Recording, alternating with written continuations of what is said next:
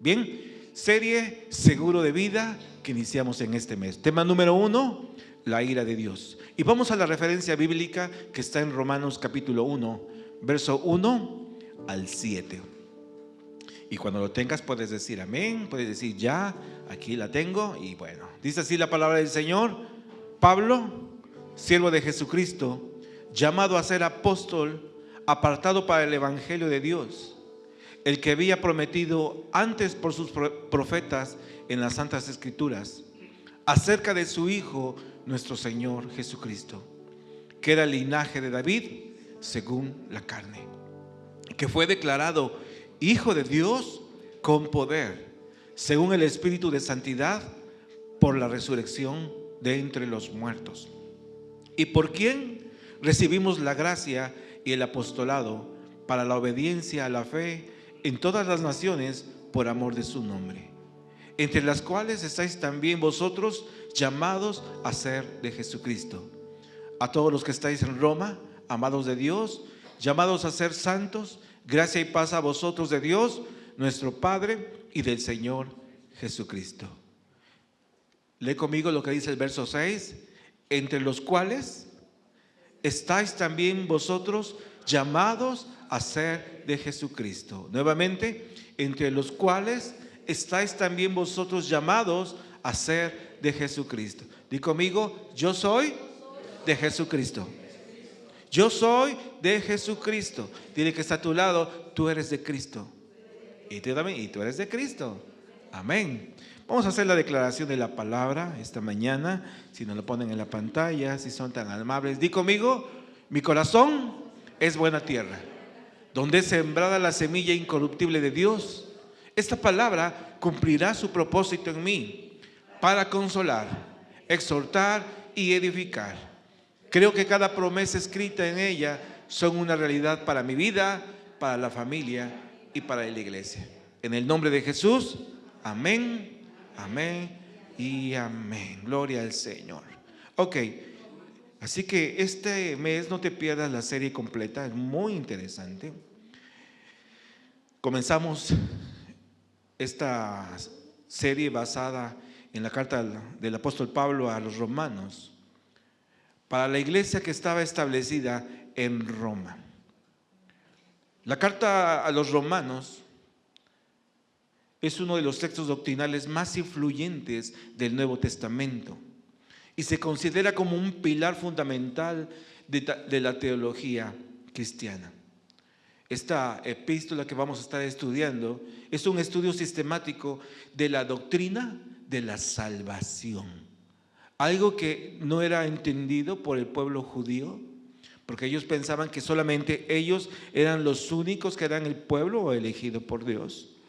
Sin embargo, cuando Cristo viene y manifiesta su ministerio, Él trae un nuevo mensaje, las nuevas noticias de la salvación, lo que nosotros conocemos como evangelio. Amén. Entonces, hoy vamos a hablar acerca de la doctrina de la salvación. Y vamos a explorar temas que a veces son un poco áridos o difíciles, como lo es el pecado, lo que es la gracia, lo que es la fe y lo que es la justicia de Dios. Algo que es muy inentendible, la justicia de Dios. En esta carta a los romanos, de hecho, el reformador Martín Lutero, platicábamos el miércoles en el discipulado, encontró una verdad que transformó ese tiempo. Trajo un avivamiento, déjenme decirles, y nace lo que se conoce como la iglesia protestante, porque antes la iglesia era una sola. Sin embargo, se habían dado cuenta que la tradición, la religión tradicional había convertido de la fe un negocio, donde se vendían burlas, donde se vendían oraciones para que tú fueras salvo y una serie de cosas que nada tenían que ver con la palabra. Sin embargo, Martín Lutero, estudiando la palabra, en Romanos 1:17, encuentra una verdad. Dice: porque en el evangelio la justicia de Dios se revela por fe y para fe. Y como está escrito: mas el justo por la fe vivirá. Así que no se trataba de nada raro, nada extraño, nada de pagar o de hacer que nosotros tuviéramos que comprar la salvación. Él descubre que el justo por la fe. Pausa en todo lo que estamos haciendo para entender lo que Pablo está diciéndole a la iglesia naciente en Roma. ¿Ok? Pablo escribe, vamos a ver un contexto histórico rápido para que nos ubiquemos hoy como ese primer tema. El contexto histórico de la epístola a los Romanos fue escrita ya por el año 57 después de Cristo. Ya habían pasado más de 20 años de que Cristo había ascendido al cielo. Y durante ese tercer viaje misionero, tal vez fue a Corinto, por medio de esta carta, Pablo se presenta a la comunidad cristiana romana y les pone sus deseos de visitar a Roma y de continuar su misión hacia España, porque su sueño era llegar hasta España. Ustedes saben que queda en Roma y en Roma él muere, pero ya como preso. Dice Romanos 15, 23, 24, si lo tienen ahí a la vista. Pero ahora, no teniendo más campo en esas regiones y deseando desde hace muchos años ir a vosotros, cuando vaya a España, iré a vosotros, porque espero veros al pasar y ser encaminado allá por vosotros una vez que haya gozado con vosotros. ¿Ok? Él escribe una carta a los romanos, le dice: yo voy a ir para allá porque quiero visitarlos cuando pase rumbo a España. Pero como leemos el libro de los Hechos, los planes cambian. La situación fue diferente porque Pablo definitivamente sí fue a Roma, pero no como solamente un viaje misionero, sino fue como un prisionero. Pues Pablo fue arrestado en Jerusalén. Ustedes saben, estamos estudiando el libro de Hechos. Amén. Este miércoles, mis hermanos, iniciamos el estudio sistemático de Hechos. Y estamos aprendiendo muchas cosas. Hechos, ¿quién lo escribió? A ver. Lucas. Lucas, el médico. Y aprendimos algo bien importante. ¿Se acuerdan de que el libro de Hechos está ligado a qué otro evangelio? Al de Lucas. Y nos dimos cuenta que el evangelio de Lucas y Hechos se puede decir que es una primera y la segunda parte. Porque efectivamente, como empieza Hechos, ¿qué dice? Se lo está dedicando a un personaje. ¿A quién se lo dedica? A Teófilo. Lo mismo que Lucas. Y aprendimos algo interesante. Diría por ahí aquel youtuber, un dato curioso. Dato curioso. El libro de Lucas, antes se escribían en rollos, ¿se acuerdan? ¿Cuánto medía el rollo, dijimos? Podía llegar a medir hasta 7 metros. Y si eran 2 libros, Lucas y Hechos, dice que eran 2 rollos de 7 metros cada uno. ¿Ok? ¿Quieres seguir aprendiendo? Ven los miércoles. A las 7 de la noche estamos teniendo la escuela de crecimiento integral para la iglesia. Así que no te pierdas ese estudio. Están bastante interesantes, con hojas de trabajo y todo, para que vayamos aprendiendo. Bueno, avanzo porque seguimos en esto. Entonces vemos que el viaje de Pablo finalmente sí fue a Roma, pero no como él pensó, sino, dice Hechos 28, 16. Acuérdense, Hechos es la continuidad, es lo que antes estaba pasando. Cuando llegamos a Roma, el centurión entregó los presos al prefecto militar, pero Pablo se le permitió vivir aparte con un soldado que lo custodiase. Más o menos, ¿qué tiempo? Se dice que fueron aproximadamente 2 años que estuvo en cárcel domiciliaria. ¿Ok? Bien. Contexto social, mi hermano. ¿Cuál es el contexto social del libro de Hechos? Roma, la capital del imperio, definitivamente era un centro de poder, de comercio, de cultura. De hecho, era la nación que gobernaba el mundo conocido. ¿Cuántos vieron la película de Gladiador? Es una de mis películas favoritas. Y ahorita ya está en noviembre la segunda parte. Bien que saben, ¿verdad? Hermanos. Bien, ya no digo nada. Ok. Y ahí se nos habla acerca, bueno, vemos en esa película lo que era Roma, todo un imperio, ¿no? Pero como todo imperio, se empezó a corromper y, bueno, tuvo un fracaso como tal. ¿Por qué? Porque ellos pensaban que su César, o sí, ¿no? El que gobernaba, era casi a la altura de Dios. Pero nos damos cuenta que eran corruptos, eran terribles. De hecho, al poco tiempo que escribió, fíjense bien, Pablo a la carta a los romanos, fue en el 57, allá por el año 65, 67 después de Cristo, empezó una persecución terrible sobre los cristianos. ¿Saben quién la inició? Nerón.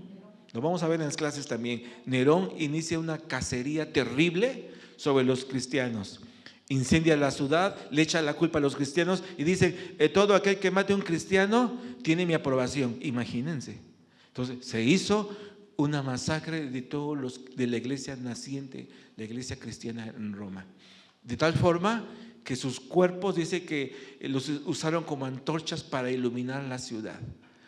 Los llenaban de brea y los ponían en las esquinas y les prendían fuego.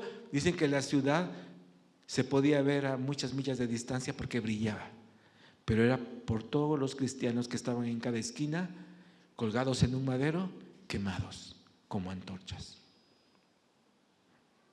Mis hermanos, la persecución fue algo real, fue algo verdadero.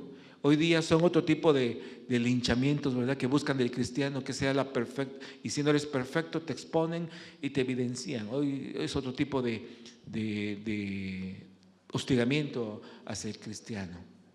Pero déjame decirte, Cristo ha estado en su iglesia y por su iglesia todo el tiempo.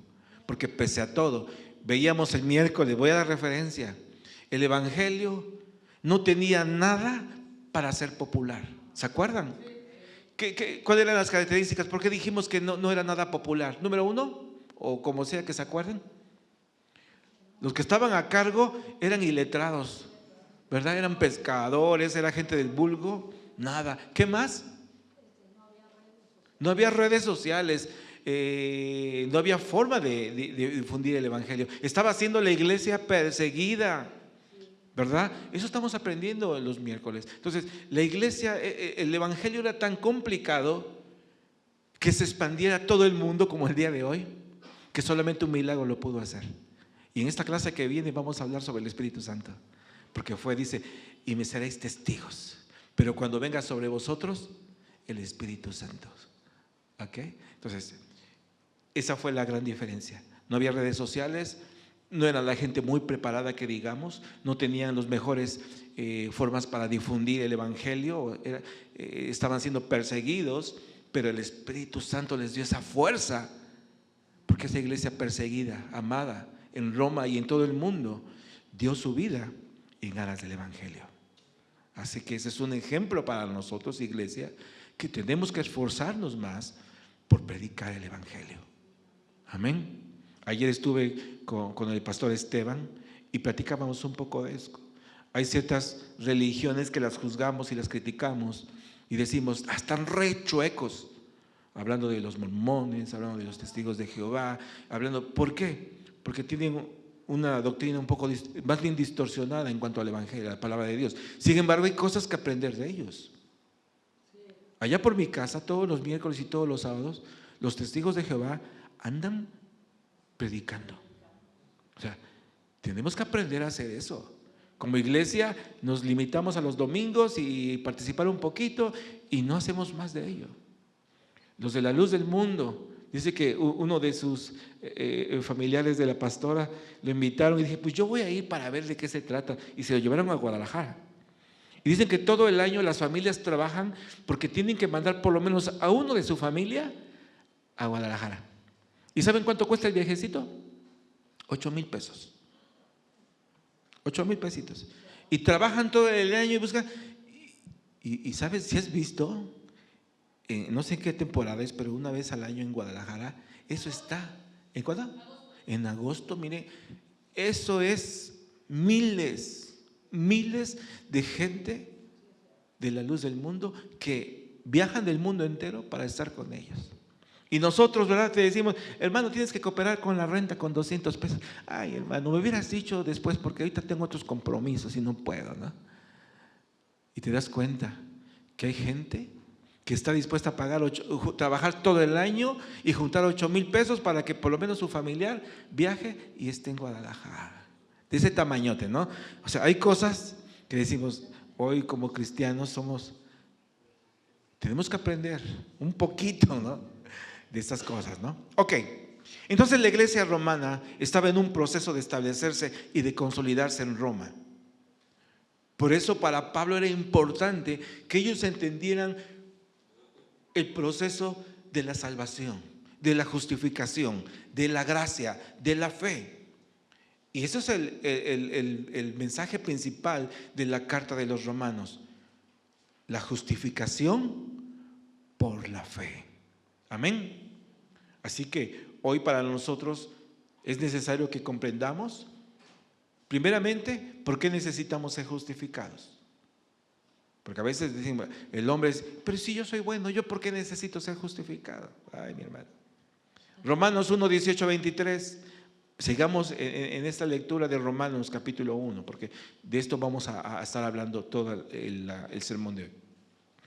Romanos 1, 18, 23 dice así: porque la ira de Dios se revela desde el cielo contra toda impiedad e injusticia de los hombres que detienen con injusticia la verdad.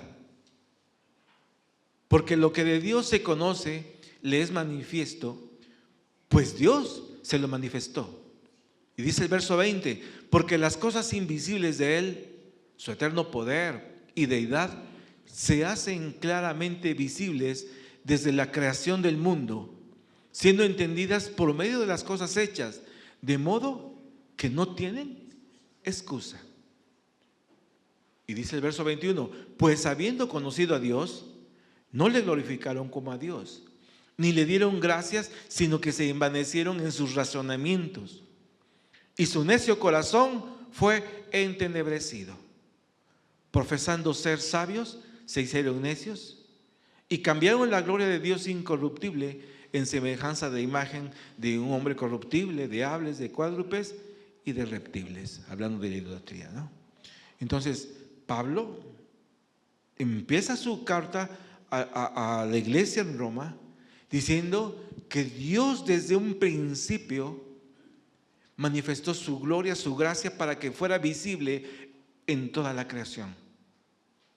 Hoy el hombre justifica que fuimos productos de la casualidad, hubo un Big Bang y un átomo se juntó con otro por pura casualidad, y que todo fue de una forma casual. Y por eso estamos hoy aquí. Ay, mi hermano, si yo te dijera, este micrófono, habiendo dos átomos, ¿crees que se van a formar?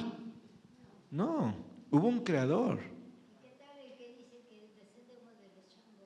Y otros más, ¿no? Cuando hablan de la evolución, la generación espontánea, y pues digo, pues tú creerás que tu antepasado es chango, pero yo no. Amén. Nosotros fuimos diseñados por Dios, hechos por Dios. Amén. Ok. Entonces, el tema número 1 se llama la ira de Dios. Cuando tú escuchas la palabra ira, ¿qué es lo primero que se viene a tu mente? Enojo, ¿verdad? Unos ojos rojos, así venosos, ¿verdad? Porque esa es la ira humana, ¿no? Pero vamos a darnos cuenta que la ira de Dios nunca jamás fue sobre el ser humano, jamás. Fue sobre el pecado. Y obviamente lo que lo llevó al pecado.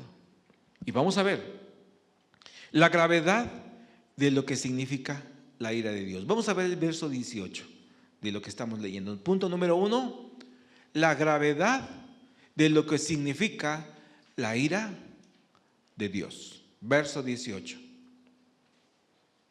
Dice así la palabra: porque la ira de Dios se revela desde el cielo contra toda impiedad e injusticia de los hombres que detienen con injusticia la verdad.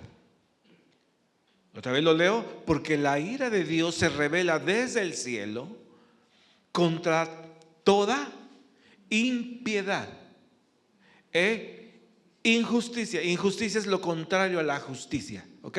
E injusticia de los hombres que detienen con injusticia la verdad. Parece un juego de palabras, pero si tú lo empiezas a ver, te das cuenta que Dios desde el cielo ha dado un decreto.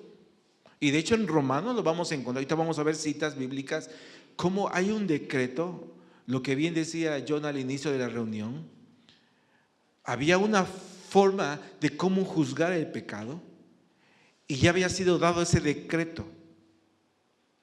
Entonces no había una forma de cómo enmendar esa situación más que un milagro de parte de Dios para que el hombre pudiese ser redimido de la injusticia, de la impiedad de la cual estaba acusado el ser humano. Bien, muchas veces pensamos que Dios anda rogando a las personas para que acepten la salvación, ¿verdad? Es decir, pareciera que los seres humanos estamos en un pedestal donde pueden ver de menos la salvación de Dios. Yo diría la gracia de Dios. ¿Ok? Y aquí ha habido varias corrientes que vamos a hablar adelante en la serie. El miércoles lo mencionábamos un poco, lo que es el calvinismo, y la otra, ¿sabes qué es? El Arminio, que son las dos vertientes. Unos que si la salvación se pierde o que si la salvación no se pierde, ¿no? Y eso es algo que ha dividido a la iglesia. Pero bueno, parece que el ser humano está en un pedestal donde él puede decidir o no la salvación de Dios. Parece que la humanidad está en la condición de menospreciar la obra redentora de Cristo en la cruz. Pero nos vamos a dar cuenta que esto va más allá de ese pensamiento. Miles y millones de personas en el mundo rechazan y menosprecian la salvación cuando se les predica el evangelio, porque no lo comprenden, porque no alcanzan a comprender la gravedad de lo que significa la ira de Dios. A veces una visión incompleta del carácter de Dios nos puede hacer que dudemos de lo que es la ira de Dios, porque hemos entendido que Dios es amor, ¿verdad? Dice, el que no ama no ha conocido a Dios, porque Dios es amor. Pero también dice la palabra que nuestro Dios es justo y es santo, y que es fuego consumidor. Entonces, hay una parte de amor de Dios que es dada al ser humano, a la raza humana, pero también hay una justicia divina, que si tú no te paras del lado de la justicia, ¿saben quién es la justicia de Dios? Cristo. Cristo Jesús es la justicia de Dios. Por eso cuando leemos Juan 1:1, nos habla de que el verbo de Dios se hizo carne. Dice, y habitó entre nosotros.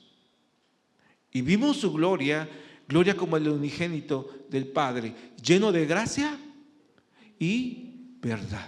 Entonces, nos damos cuenta que la única forma como tú y yo recibimos la redención y la justificación fue en Cristo Jesús, porque en Cristo Jesús recayó la justicia de Dios. ¿Sí me entiendes? Es como hoy día un menor de edad comete un delito, la justicia no lo puede juzgar. Hoy día ya las leyes se están reformando, porque la mafia sabía que al adolescente lo agarraban, no lo podían juzgar, 1 año, 2 años, y lo soltaban, porque no podían retenerlo más tiempo, porque era un menor de edad. Sin embargo, la justicia en otros países dicen que si el menor de edad comete un delito, ¿saben quién tiene que pagar la culpa? El padre, o el tutor, o la madre. ¿Por qué? Porque el gobierno te está dando una oportunidad para que te dé una patria potestad para tus hijos, y si tú no la estás ejerciendo, entonces tú eres culpable, tu hijo menor de edad no, pero entonces tú te vas a la cárcel. Así de simple. Yo creo que eso debía de regresar a México, porque mucho adolescente, precisamente la mafia dice, los agarra porque estos 2, 3 años los sueltan y no pasa nada. Pero andan matando, andan secuestrando, andan poniendo gente, andan haciendo de las suyas, y la justicia tiene un límite. Para nosotros, mis hermanos, la justicia de Dios recayó sobre Jesucristo. Lo que era para nosotros castigo, juicio y delito, alguien tomó nuestro lugar y fue Cristo Jesús en la cruz del Calvario. Hoy su amor nos ofrece la gracia y la salvación, pero su justicia exige una respuesta hacia el pecado. Eso es inmutable. Romanos 6:23. Fíjense bien, todo lo que, la riqueza de lo que es la carta a los romanos. Romanos 6:23 dice, porque la paga del pecado es muerte. O sea, no hay otra. Pecas, mueres. No hay otra. Y en Dios no hay de que, pues ahí te paso una corta por abajo, ¿no? Y ahí me la pasas. No. La ley de Dios dice, porque la paga del pecado es muerte. Punto y se acabó. O sea, nosotros estamos destinados ¿a qué? A la muerte. Y esa muerte es una muerte eterna, separados de Dios. Totalmente, mis hermanos. Porque la paga del pecado es muerte. Pero dice, hay otra parte, mas la dádiva de Dios es vida eterna en Cristo Jesús, Señor nuestro. Por eso Romanos es una epístola que nosotros debemos de leer por lo menos una vez al año como creyentes. De veras. Porque ahí vamos a ver la revelación de lo que es la justificación, la salvación, la ira de Dios. Todos estos temas que son tan importantes que los conozcamos. Solamente, mis hermanos, cuando comprendemos la ira de Dios, que la ira no tiene que ver con enojo, tiene que ver con justicia. O sea, a veces nosotros pensamos que la ira de Dios es que está enojado y va a andar rayos y truenos y va a destruir a la humanidad. ¿Se acuerdan a los hijos del trueno que hablábamos en el discipulado? Que era Juan y su hermano. Fíjense que después Juan se convirtió en el discípulo del amor. Pero en un principio era tremendillo, porque dice que fueron a predicar y en esa ciudad nadie aceptó a Cristo. Es más, los corrieron y no dudo que se los apedrearon y los maltrataron. Y ellos van y le dicen, Jesús, si quieres oramos para que caiga fuego y sean consumidos como Sodoma y Gomorra. Qué prácticos, ¿verdad? Como no aceptaron de una vez que caiga el juicio. ¿Y saben qué les dijo Cristo? Cálmense, mis chavos. No es por ahí. ¿Ok?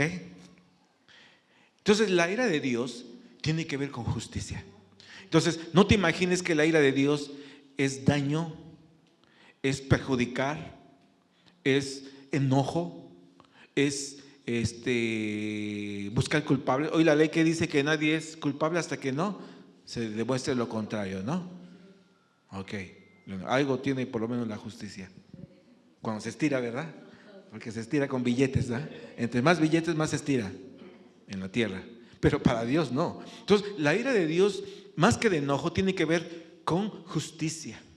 O sea, hay un decreto. La paga del pecado es muerte. ¿Cuántos pecaron hoy? ¿Verdad? Quítese, gato, ¿verdad? La pichirila. Sáquese pichirila por ahí. Ya nos enojamos, ¿verdad? Y a lo mejor hasta se nos salió una alabanza. Una alabanza alvaradeña, ¿verdad? Y me dice, porque la paga del pecado es, o sea, nuestra naturaleza pecaminosa aflora cada instante. Nos enojamos, peleamos, vienen malos pensamientos, ¿verdad? ¿Alguien te hizo un daño?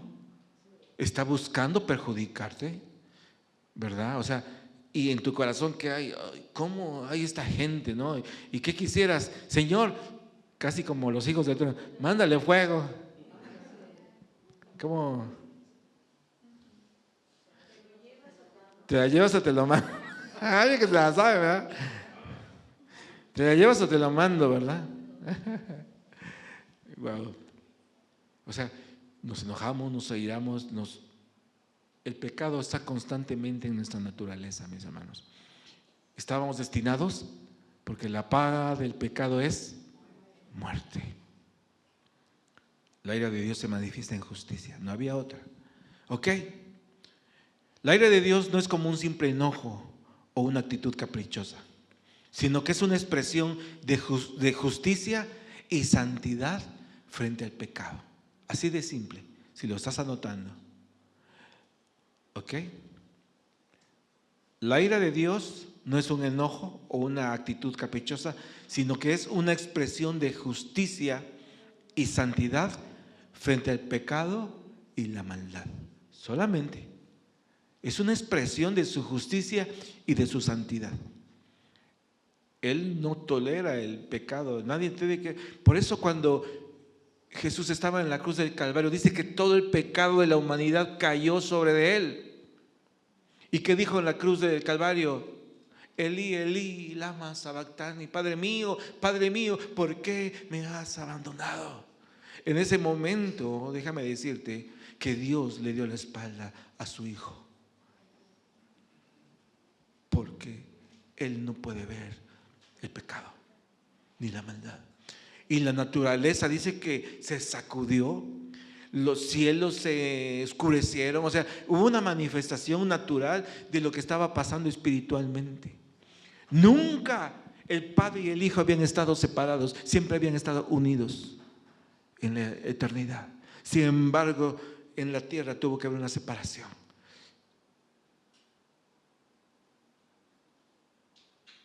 Dios le da la espalda a su unigénito amado por el pecado y la maldad.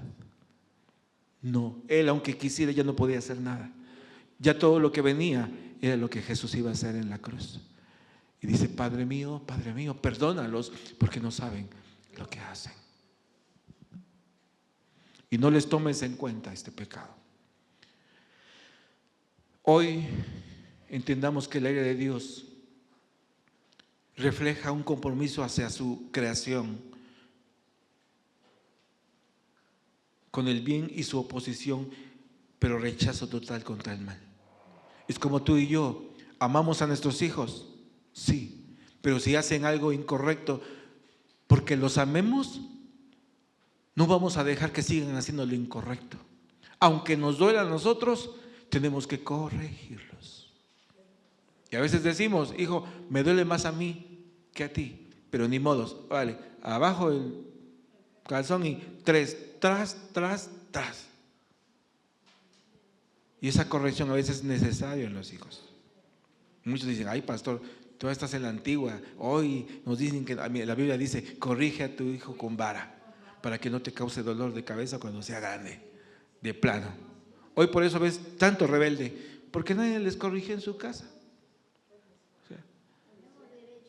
Así es, sus 3 de regla. Y mira, ese día le duele y va a llorar, pero la segunda vez lo va a pensar porque sabe que va a haber una corrección.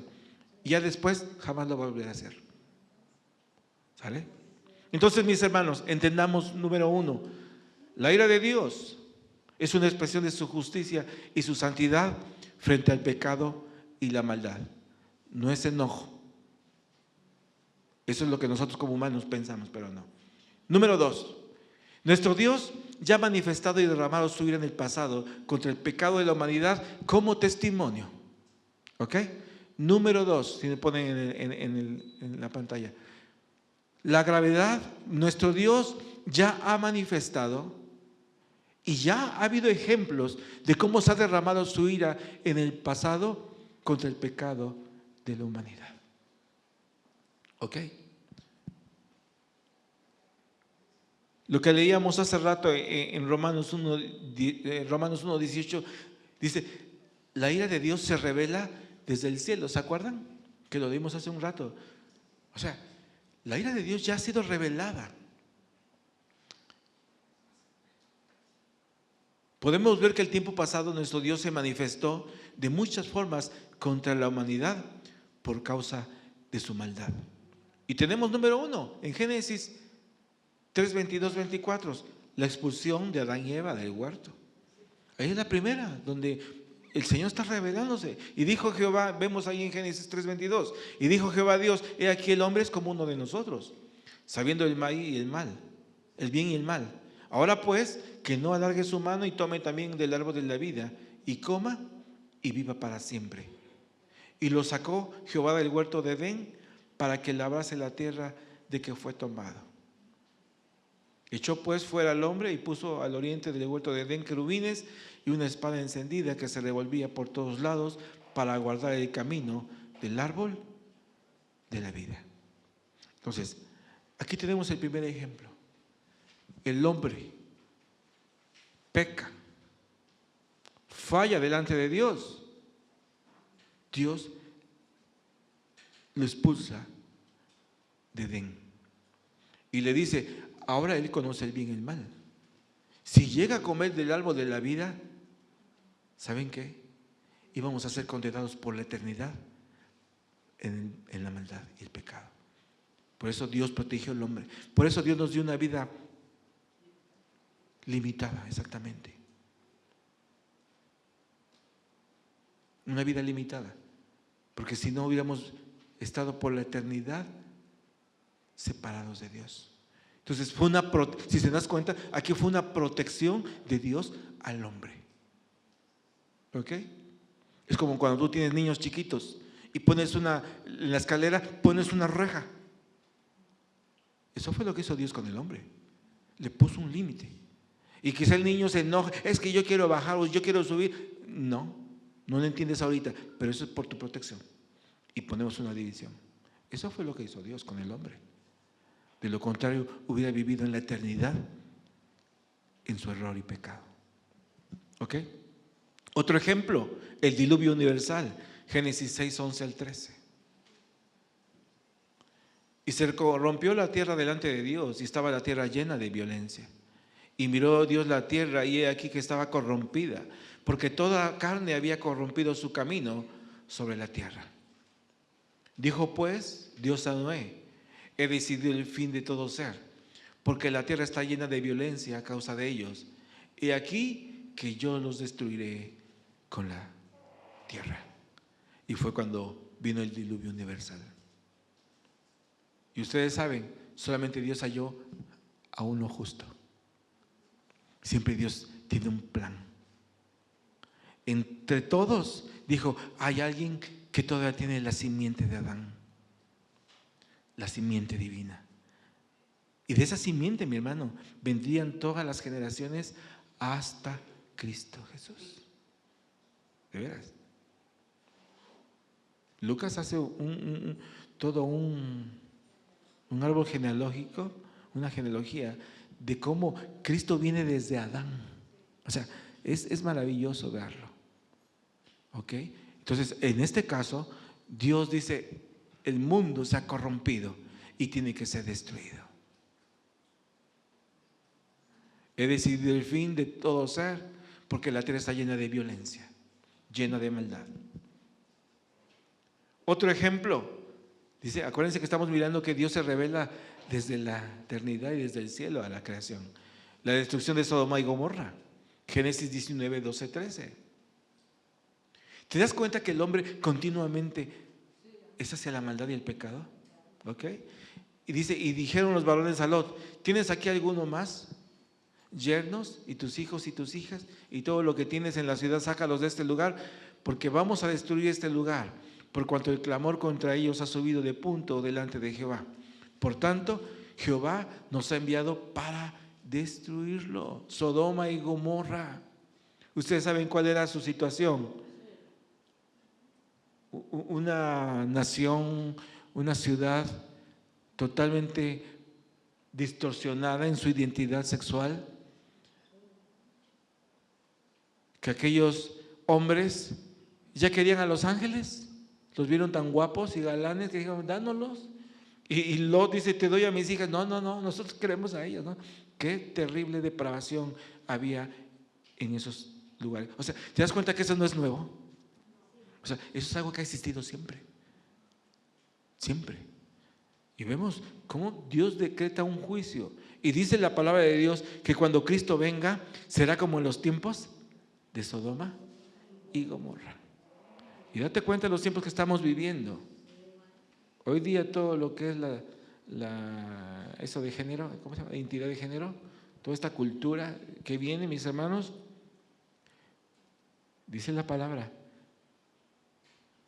son ideologías que se han levantado contra Dios, contra lo que Él ha ordenado desde el principio. Y vemos aquí cómo Dios se revela a través de la historia. Génesis 19:24. Dice: entonces Jehová hizo llover sobre Sodoma y sobre Gomorra azufre y fuego de parte de Jehová desde los cielos. Amén.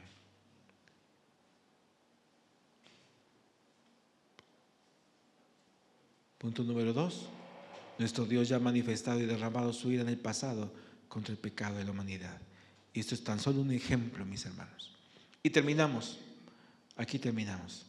En el futuro, la ira de Dios será derramada sobre la humanidad que no creyó en el Evangelio. Eso es la realidad, mis hermanos. Por eso tú y yo tenemos que ser más agresivos para predicar la palabra. A la gente que amas, tu familia, tus vecinos, en la ciudad. Y yo creo que va a llegar el tiempo que vamos a volver a tener que salir de las iglesias para hacer evangelismo en las calles. Yo me acuerdo que allá en los 70s, 80s hubo un avivamiento por el evangelismo de una forma tremenda, que salíamos a las campañas evangelísticas para predicar. De repente la iglesia se acomodó muy bonito en la iglesia, los ambientes, la pintamos de negro, un montón de atmósfera y todo bien chido, y aquí todos muy padres en nuestro club. Pero hemos olvidado de salir a las calles, a los parques, a las plazas, a la esquina y predicar el Evangelio de Cristo. Y algo tenemos que hacer, iglesia. No podemos seguir así, mis hermanos. Algo tenemos que hacer. Porque dice aquí: en el futuro la ira de Dios será derramada sobre la humanidad que no creyó en el Evangelio. Marcos 13:19 dice: porque aquellos días serán de tribulación, cual nunca ha habido desde el principio de la creación que Dios creó hasta este tiempo, ni la habrá. Marcos 13 y Mateo 24. Jesús en su propia palabra le dice a sus discípulos: estad preparados, porque el día de mi venida nadie lo sabe, pero debe estar preparados. Y empieza a hablar de la tribulación que vendría sobre la humanidad. Apocalipsis 15:1. Viene el cielo otra señal, grande y admirable: 7 ángeles que tenían las 7 plagas postreras, porque en ellas se consumaba la ira de Dios. Y acuérdense que la ira de Dios es la justicia. La justicia de Dios, porque el mundo dice que está llenándose de tanta maldad, tanta de pecado, tanta muerte. Esta semana, digo, tanta del nuevo presidente de los Estados Unidos.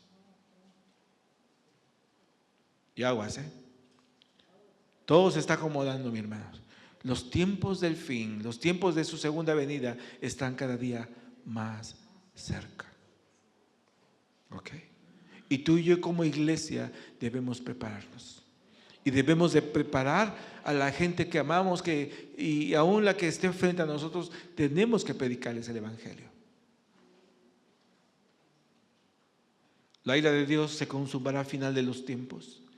El juicio del gran trono blanco será una realidad, cuando aquellos que no sean encontrados en el libro de la vida serán lanzados al lago de fuego eterno, donde van a ser destruidos por la eternidad. ¿Ok? En el lago de fuego eterno serán destruidos por la eternidad. ¿Qué mayor castigo, mi hermano, podemos tener al no estar en la eternidad junto a nuestro Creador, junto a nuestro Dios? Nadie viene a vivir eternamente. Jesús les dijo: yo soy Padre, no la verdad y la vida, y nadie viene al Padre. Si hubiera así, no se les hubiera dicho, porque Él quiere que vivamos con Él en la eternidad. ¿Qué vamos a hacer en la eternidad, mi hermano? No sé. Si vamos a gobernar, si vamos a administrar, pero yo sí te soy. Dice que allá las calles son de oro, y me supongo que el polvo es de oro. Donde veas una polvadera de oro, ahí búscame. Ahí seguro estoy danzando, brincando, echándome una machicuepa para Cristo. Échate una machicuepa, brinca, salta, dando vueltas para Cristo. Apocalipsis 20:11-15. Y vi un gran trono blanco y el que estaba sentado en él, de delante del cual huyeron la tierra y el cielo. y ningún lugar se encontró para ellos. Y vi a los muertos, grandes y pequeños, de pie ante Dios, y los libros fueron abiertos. Fueron juzgados los muertos por las cosas que estaban escritas en los libros según sus obras. Dí conmigo, fueron juzgados los muertos. No los que están en Cristo, no los que están en Cristo, sino fueron juzgados los muertos por las cosas que estaban escritas en los libros según sus obras. Y el mar entregó los muertos que había en él, y la muerte y el Hades entregaron los muertos que había en ellos, y fueron juzgados cada uno según sus obras. Los que no están en Cristo, mi hermano, van a ser juzgados. Nosotros vamos a estar en otro trono que se llama el bema de Cristo, que íbamos a ser juzgados, pero no para ver qué hicimos mal, no, sino para ver cuáles fueron tus obras buenas, y donde se nos van a dar piedras, se nos van a dar coronas. Eso es, o sea, el bema de Cristo es totalmente diferente al trono blanco que va a juzgar a la humanidad, a los muertos, dice ahí, a los muertos, aquellos que no tuvieron ese encuentro con Cristo Jesús. Y la muerte y el Hades fueron lanzados al lago de fuego. Esa es la muerte segunda de fuego. A mí se van. Aquí hay otras cosas que nos dejan así, ¿verdad? Puntos muy importantes que un día tenemos que abordar. ¿Qué es el lago de fuego? ¿Para qué fue diseñado el lago de fuego? ¿Quiénes van a estar en el lago de fuego? La Biblia es clara. Pero dice aquí, y aquellos que no estuvieron escritos sus nombres en el libro de la vida fueron juzgados. Y al ser juzgados, mi hermano, es que no había nada bueno en ellos. ¿Y cuál fue su destino, mis hermanos? La muerte segunda. Eso es lo que se llama la muerte segunda. Porque en esta tierra vamos a morir un día, pero para recibir la vida eterna. La muerte segunda es aquel que no se encontró en el libro de la vida, fue juzgado y fue lanzado al lago de fuego. Esto dice que es la muerte segunda. El fuego fue diseñado para Satanás y sus ángeles. O sea, que el ser humano jamás fue originalmente diseñado para que él terminara ahí. Sin embargo, a causa de la rebelión del ser humano, dice aquí, el que no fue inscrito no sé, yo su nombre en el libro de la vida, fue lanzado al lago de fuego y azufre, y donde va a ser destruido por la eternidad.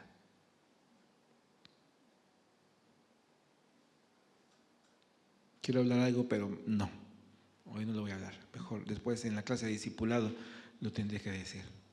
Conclusión, mi hermano, no se necesita ser un profeta para darnos cuenta que estamos viviendo en tiempos inusuales, en tiempos difíciles. A pesar de los avances tecnológicos confusos que están sucediendo en diversas naciones, podemos ver quién es Dios, la creciente confusión en él y sus caminos. Mis hermanos, veamos, seamos testigos. Es más, nos está tocando. Yo creo que nosotros vamos a ser esa generación que vamos a ver la segunda venida de Cristo. Y Dios ha levantado una generación que yo le estoy llamando la generación de los precursores. Entre los 2 y los 20 años de edad, Dios está preparando una generación que va a enfrentar a ser, yo les llamo, y van a ser, porque van a predicar con señales, milagros y prodigios antes de que Cristo venga. Amén. Y nosotros vamos a ser testigos. Quizá ya estemos un poquito más viejitos, no lo sé, pero vamos a ser testigos, esta generación, de la segunda venida de nuestro Señor. Podemos ver el crecimiento, antisemitismo, el odio por los judíos en el mundo entero. Esto está alcanzando niveles que no se habían visto desde la Segunda Guerra Mundial. Hoy lo que está pasando en Medio Oriente, mis hermanos, ¿han visto las noticias? Véanlas, mis hermanos. Está terrible lo que está pasando entre Irán y Israel. El pueblo palestino, Israel, todo lo que hay ahí son naciones árabes que están contra Israel. Estaba escuchando una ponencia sobre lo que son los misiles hipersónicos, ultrasónicos. Dice que corren distancias más de 1000 kilómetros, 1000 kilómetros, no nos detecta, no nos detecta. Imagínense, en un minuto corren más de 150 kilómetros, en un minuto. O sea, dice, los radares aún, y eso va para Israel. Dice, no lo dice la prensa porque no quieren quedar mal a Israel, pero en Israel está preparado para ese tipo de misiles. Y dicen, y toda esa zona del Medio Oriente y la ventana 1040 y todo lo que conocemos están plagados de bombas nucleares. Ya todos están armados, mis hermanos. O sea, una tercera guerra mundial. Si escucharon a Donald Trump, él dijo, la tercera guerra mundial la tenemos a la vuelta de la esquina. Los tiempos inusuales. Estamos viviendo tiempos peligrosos. A esta era los profetas hablaron de tiempos antiguos. Ponte de pie. Podrían hacer una advertencia. Esta era. En los últimos 10 años han sucedido más desastres naturales en la tierra que en los últimos 200 años juntos. Vivimos una pandemia que hoy día todos hablamos lo que fue nuestra vida antes de la pandemia y lo que es ahora después de la pandemia. Tiempos inusuales estamos viviendo.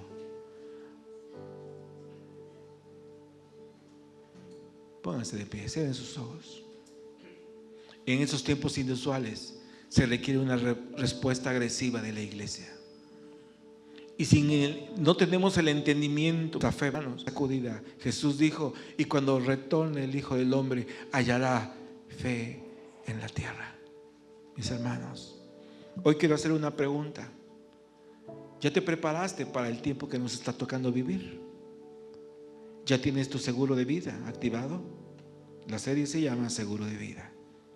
Si no es así, hoy yo te invito para que aceptes a Cristo Jesús en tu corazón. Allí donde estás, donde estés escuchando esta palabra, entrega tu vida a Cristo Jesús.